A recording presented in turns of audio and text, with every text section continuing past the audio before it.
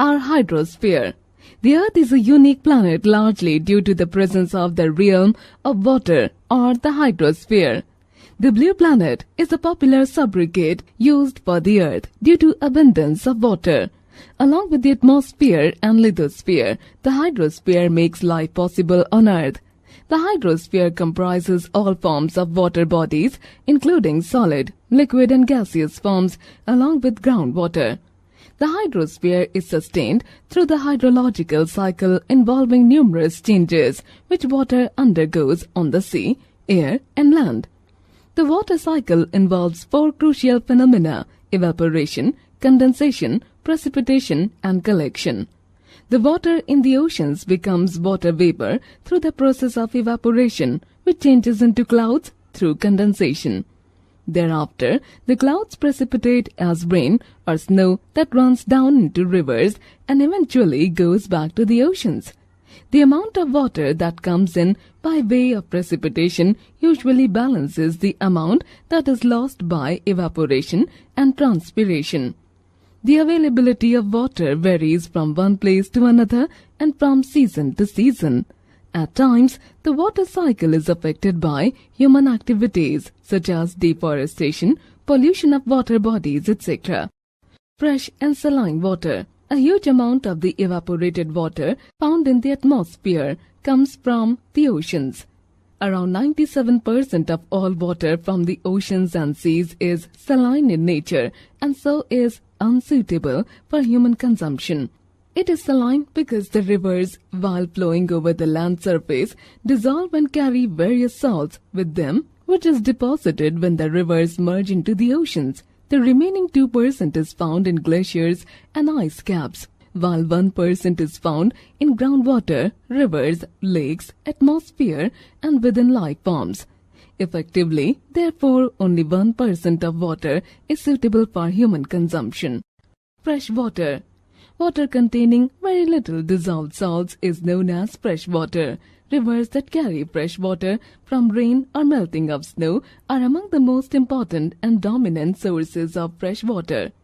The distribution of fresh water depends on the prevailing climatic conditions and is highly uneven. For instance, in the northern plains of India, where precipitation exceeds evaporation, there is surplus water, while in the Thar Desert, where evaporation is more, there is scarcity of water.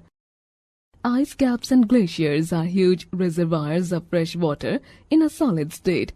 Large ice sheets are found all over Antarctica and Greenland. Glaciers are formed over a period of time due to the snowfall received in high mountain ranges above the snow line. Siachen in the Himalayas is one of the world's largest glaciers. Lakes are inland water bodies that are normally landlocked. These may vary in size from small ponds to big inland seas. The Caspian Sea, Lake Superior and the Great Bear Lake are large lakes which are also used for transportation. Many similar lakes as in Great Britain are also important for their water supply. Underground water lying below the land surface is another major source of fresh water. Rainwater seeps through cracks and permeable rocks into the ground, where it is stored in porous rocks and collects here as groundwater above a layer of impermeable rock. Saline water. Water which contains a large amount of dissolved salts such as chlorine, sodium, sulfur, calcium, potassium and magnesium is known as saline water. The maximum concentration is of sodium chloride or common salt. The degree of concentration of salt in seawater is known as its salinity and it varies from one place to another. Salinity is expressed in terms of parts per thousand. Usually, the average salinity of seawater is 35 parts per thousand or 3.5%, which means that 1000 grams of seawater contains 35 grams of salt. Salinity is contingent on the rate of evaporation, amount of precipitation, and amount of fresh water added to the ocean. Temperature. The temperature of ocean water, which is heated by the sun, varies from one place to another. Wind, tides and waves mix the surface layer of the ocean water with its deeper layers. The temperature of the surface water varies with latitude. Therefore, the tropical latitudes, which receive vertical rays of the sun, have the warmest oceanic waters. The oceanic temperatures decrease steadily from the equator to the poles. The normal decrease in temperature from the equator to the poles is subset by ocean currents, which transfer vast quantities of water from one latitude to another. The temperature of ocean water also decreases with depth. The sun's rays warm the surface waters. Major water bodies. An ocean is a major body of saline water and constitutes a principal component of the hydrosphere. Ocean covers about 70% of the surface area of the earth with an average depth of about 3.8 kilometers. The ocean trenches are the deepest part of the ocean and can reach a depth of nearly 11 kilometers. The 5 major oceans of the world are the Pacific Ocean, the Atlantic Ocean, the Indian Ocean, the Southern Ocean, and the Arctic Ocean. Pacific Ocean. It is the largest and deepest of all the 5 oceans, covering an area of 30.5% of the total surface area of the earth. It extends from the Arctic Ocean in the north to the Southern Ocean in the south and is bound by Asia and Australia in the west and North America and South America in the east. Roughly triangular in shape, the Pacific Ocean contains many islands which are volcanic in origin. Atlantic Ocean. It is the second largest and busiest ocean. It is less than half the size of the Pacific Ocean. It covers 20.8% of the Earth's total surface area. Shaped like the alphabet S, the ocean contains many shallow seas. Example, the Caribbean Sea, Baltic Sea, North Sea, Black Sea, and Gulf of Mexico. The highly indented coastline of this ocean provides many sites for natural harbors. The Mid-Atlantic Ridge is a spectacular underwater mountain range on the ocean floor, running roughly down to the center of the ocean floor. Its total length is about 16,000 kilometers from the Arctic Ocean in the north to the Bouvet Islands in the south. Indian Ocean. It is located mostly in the southern hemisphere and is the only ocean named after a country. It covers 14.4% of the total surface area of the earth and is enclosed on 3 sides in the north by the land masses of Africa, Asia and Australia, while the Southern Ocean meets it on the southern side. The ocean is roughly triangular in shape and is important because of its high oil reserves. The Bay of Bengal and the Arabian Sea are the 2 northward extensions of the ocean. Antarctica or Southern Ocean. It surrounds Antarctica and occupies about 4% of the surface area of the earth. Large ice sheets cover this ocean for most part of the year. Several seas lie adjacent to this ocean. For instance, the Scotia Sea, Amundsen Sea, Ross Sea, etc. Arctic Ocean. It is the world's smallest ocean, covering 2.8% of the total surface area of the earth. Enclosed by the land masses of North America, Asia, Greenland, and Europe, it is located north of the Arctic Circle. Many islands and marginal seas, for example, the White Sea, the Baffin Bay, the Kara Sea, etc., surround this ocean. Movements of ocean water. Ocean water is dynamic and moves continuously either in a vertical or horizontal way. These movements are caused by several factors such as difference in temperature and density of ocean water, variation in salinity, and the effect of the prevailing winds. Waves, tides, and currents are the major movements in oceans. Waves. A wave is a regular rise and fall of ocean and sea water due to the action of the wind on the surface of water. The shape and size of waves depend on the speed of the wind and other weather conditions. The upper part of a wave is called a crest, while the lower part is called a trough. The vertical distance between a crest and a trough is called wave height. The horizontal distance between 2 successive crests is called wavelength. The size of a wave depends upon the speed of the wind. That is, stormy winds may give rise to huge waves, which may lead to destruction of life and property. Earthquakes and volcanoes are capable of displacing huge amounts of ocean water, giving rise to huge tidal waves called tsunami, which causes mass destruction. The tsunami caused massive destruction along the Pacific coastline of Japan's northern islands. It left 14,755 dead, 5,279 injured, and 10,706 people missing across the country.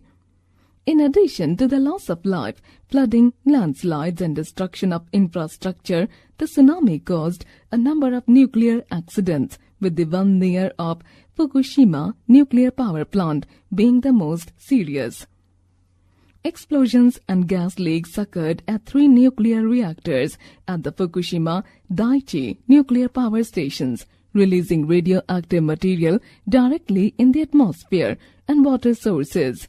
The overall economic losses exceeded $300 billion, making it one of the most expensive natural disasters in history. Tides. Seawater rises up the shore at a certain time of the day and then ebbs or recedes at regular intervals. This rhythmic rise and fall in the level of seawater is known as tides. Tides are caused due to the gravitational force exerted by the moon, the sun, and the rotation of the earth. The moon, being closer to the earth, exerts a greater gravitational force on water bodies closer to it. The height of tides varies every day since it is contingent on the relative positions of the moon and the sun with respect to the earth. During the full moon and the new moon, the earth, moon, and the sun are in the same straight line, so the combined gravitational pull causes high tides known as spring tides. If in the first and last quarters the ocean water is pulled in diagonally opposite directions by the gravitational force of the sun and the earth, it results in the occurrence of low tides called neap tides. Importance of tides. Tides clear mud and silt deposits from the mouth of rivers and so keep them open for ships.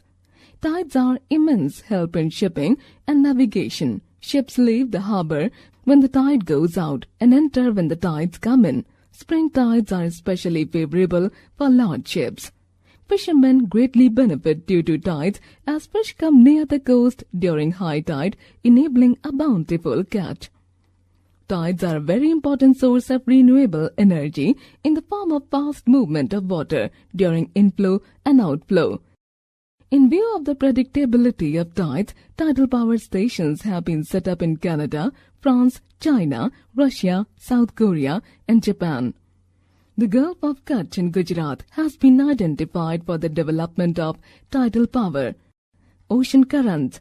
The continuous movement or drift of the ocean water in a definite direction is known as an ocean current. The water moves in the form of a river or broad stream flowing through the ocean at a speed varying from 2 to 10 km per hour. The broad, slow-moving masses of water are called drifts. On the basis of temperature, ocean currents are classified into 2 types, warm ocean currents and cold ocean currents. The warm currents flow from the equatorial region towards the polar region, and their temperature is more than that of their surrounding areas, while the temperature of cold currents is more than that of their surrounding areas and flow from the polar region towards the equatorial region. Ocean currents are caused by the winds, rotation of the earth, the differences in density of ocean water depending on temperature and salinity, tides, interaction with other currents, and shape of land masses. Ocean currents flow in the direction of prevailing winds. Therefore, water from equatorial areas expands and flows towards the polar regions, while the water from the polar regions flows towards the equatorial regions. Due to the effects of the Coriolis force of rotation, all oceanic currents generally move in a clockwise direction in the northern hemisphere and in an anti-clockwise direction in the southern hemisphere. Sometimes, a landmass may obstruct the flow of an ocean current, causing it to change its direction. For example, the equatorial current in the Atlantic Ocean divides into 2 branches when it meets the South American coast. The Gulf Stream goes north and the Brazil current goes south. Warm and cold currents modify their temperature accordingly.